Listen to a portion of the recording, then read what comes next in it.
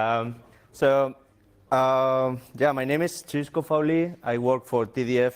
I partly work for TDF part-time. Been in TDF for the last 3 years, and I do mostly QA. It's going to be a short talk because when I submitted it, I did it as a lightning talk, but then they gave me half an hour, so yeah, I don't have enough things to say, so yeah, whatever.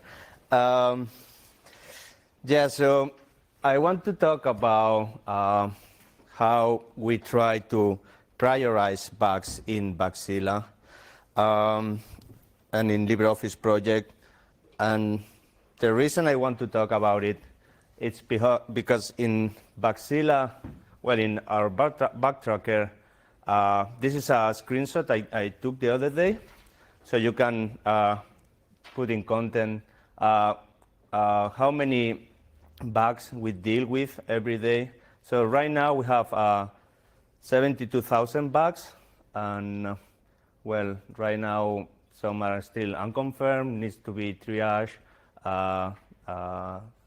13,000 are new, and then more than 50,000 are resolved. So I've used this screenshot before in other presentations, and then when I was working on this presentation, I thought, okay, let's compare it with previous one. So this one is from September 2018.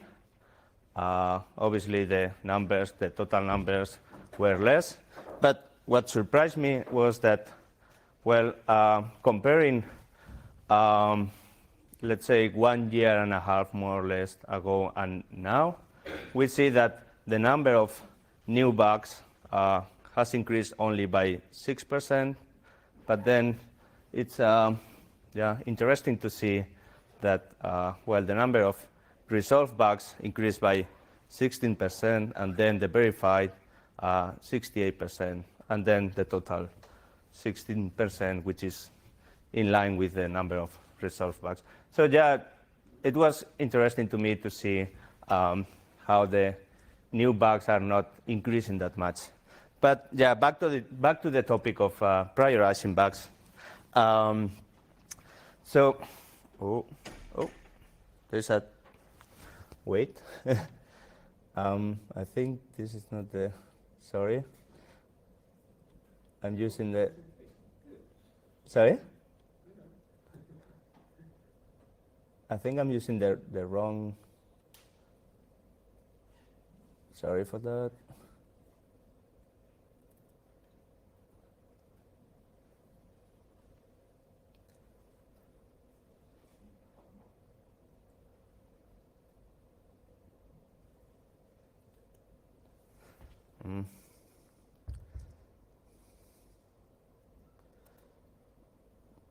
Oh yeah.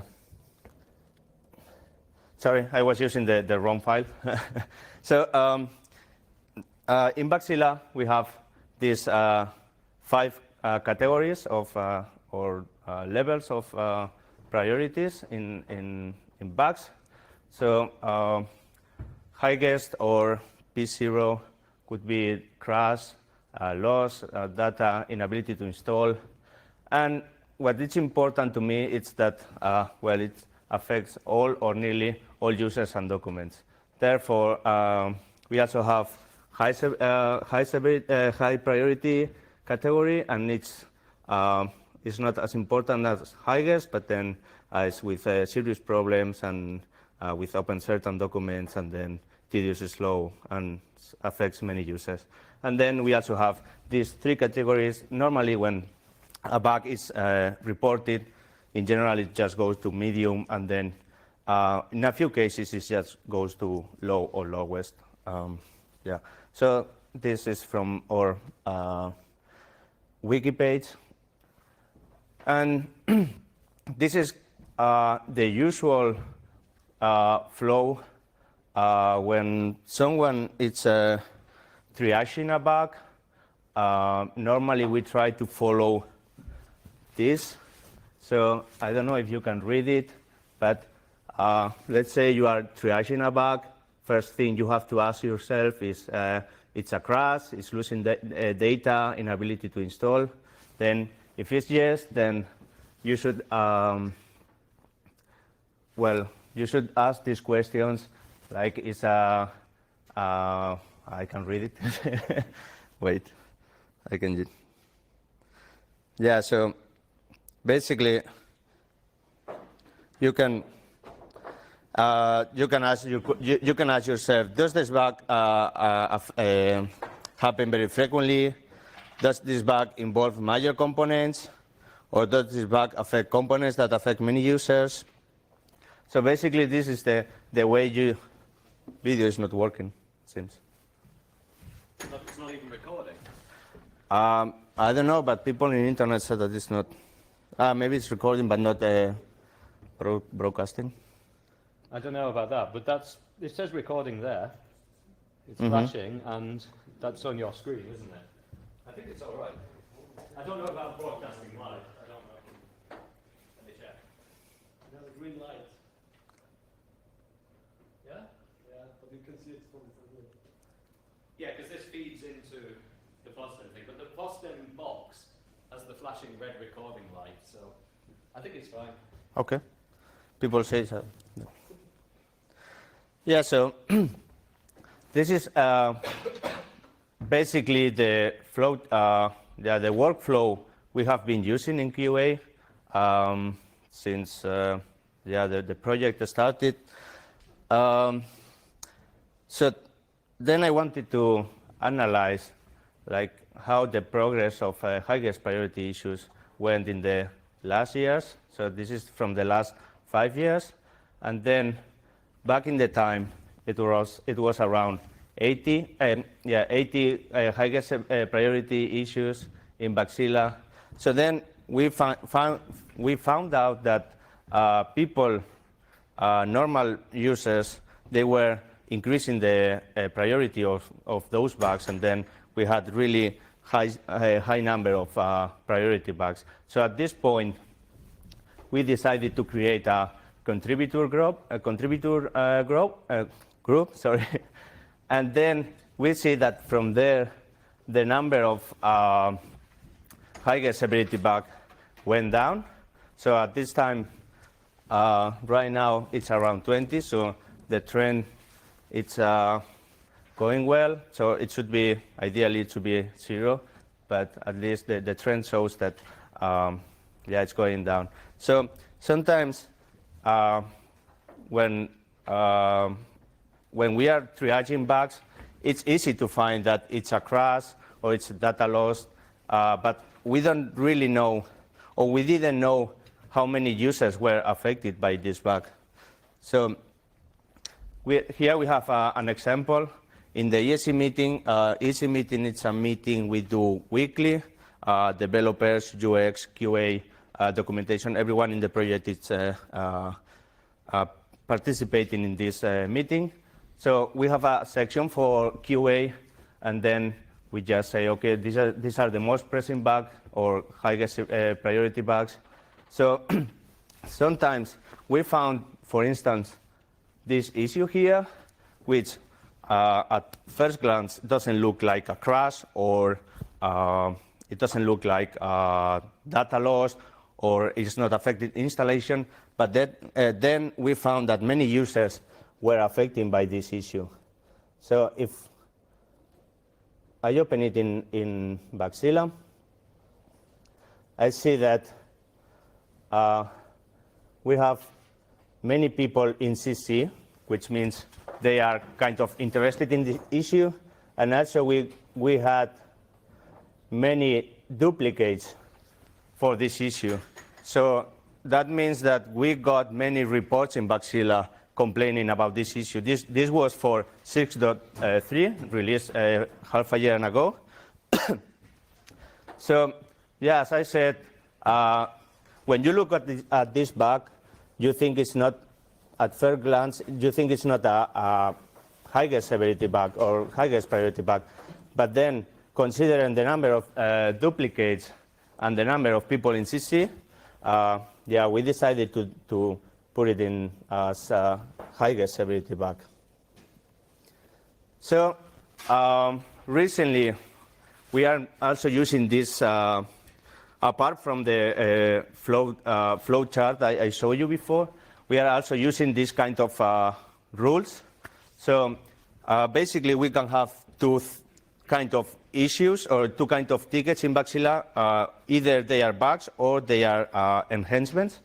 So if we check if it's a bug, then we see if there are more than 20 people in the CC list, or we have more than 5 duplicates, and then if it's a regression, that we say, okay, this is a highest severity bug, and if it's not a regression, then we say it's a high severity bug. And then for enhancements, we say that if there are more than 20 people in CC and more than 5 duplicates, then it's a high severity enhancement. When I was doing, well, I started to use these rules recently, and then I found that many enhancements were put to highest. And yeah, in my opinion, it doesn't make sense because, yeah, it's true that an enhancement can be reported many times, and yeah, some people or many people would, many of our users would like to have it, but it doesn't mean it's really urgent to be fixed. That's why it doesn't make sense to have a highest priority enhancement. So after doing this cleanup, we found that, well, we were around 16, and then we found some old bugs that weren't tagged as highest priority bugs, so now they are kind of more important, and they have more priority to be fixed in the list of issues. And then in the EC meeting, we started to track the high priority issues as well. So now every week we see which issues are turned into high severity bug as well. So yeah, this way what we can do, what we see is that we are having the same trend with high severity bugs or high priority bugs. So then in 5 years ago, it went up to 600. Now it's going, at this point, it was around 460. Then here is when I did this all cleanup, and now it's around 400. So yeah, the trend is showing that we are going in the right direction. There's still a long way to go, but yeah, it seems that we are getting there. It's a long process. So this is from last 2 months, more or less. So we see that here, when we did this cleanup, it went from 460 to 380, and now it's around 400.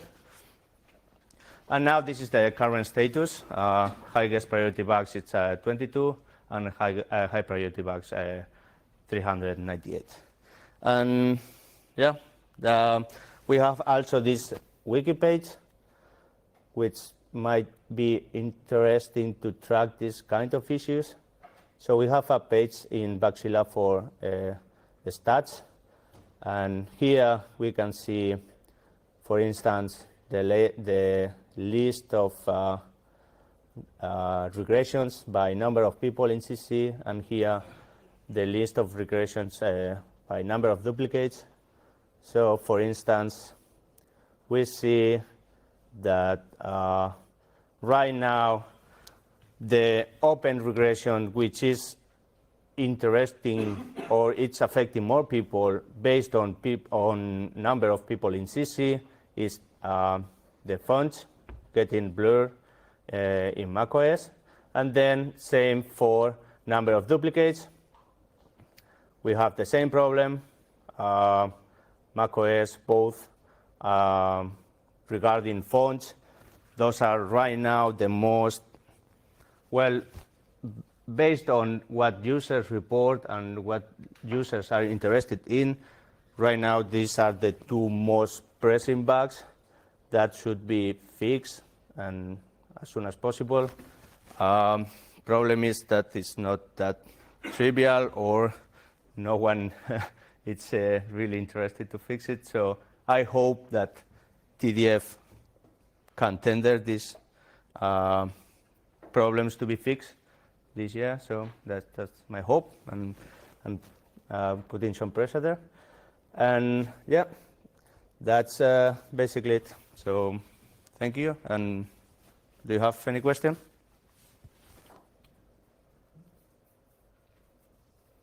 Do we have this kind of Matsumoto metrics for Bacteria? You mean number of visits and? Visits, how much search is run? Huh? I've never used it, so I have no idea. Maybe if we don't have it, we can integrate it and then have more input in there. But I don't know. Was rather a question if we have it. If you don't know, I do neither. So could be an interesting source as well. Yeah, to see what people look for and. Okay. Yeah. For bugs managed in maybe of in TDF is are they fixed by Scrum developers who write features, or is there a specific group of developers fixing bugs? So TDF per se doesn't have developers or paid developers. So we are based on contributors or affiliated companies, CIB, Collabora, or others, or needs from Hungarian government and others. So basically the way it works, in my experience, is that if an issue or a bug, it's a regression, then we normally bisect this regression. We find the commit where the regression was introduced, and then QA. Like I do that, and a QA team do that. So if we have a regression and we have a commit showing where the problem got introduced, then we kindly ask the developer to fix it. And in most of the cases, they fix it. So once we have that commit, then everything gets speed up and gets fixed quite soon. If the issue is not fixed, or it's, let's say, a long-standing issue that no one is really taking care of, then, for this kind of issues like this Mac problem we have with fonts, the problem here is that it's not a regression in LibreOffice, but it's a regression in Xcode where now the rendering is different. So we have to, let's say, change the code to work properly with this version of Xcode. So in that case, if no one is fixing that, we should find other alternative. And right now, one alternative is to propose TDF to tender that fix, or find someone to fix it. But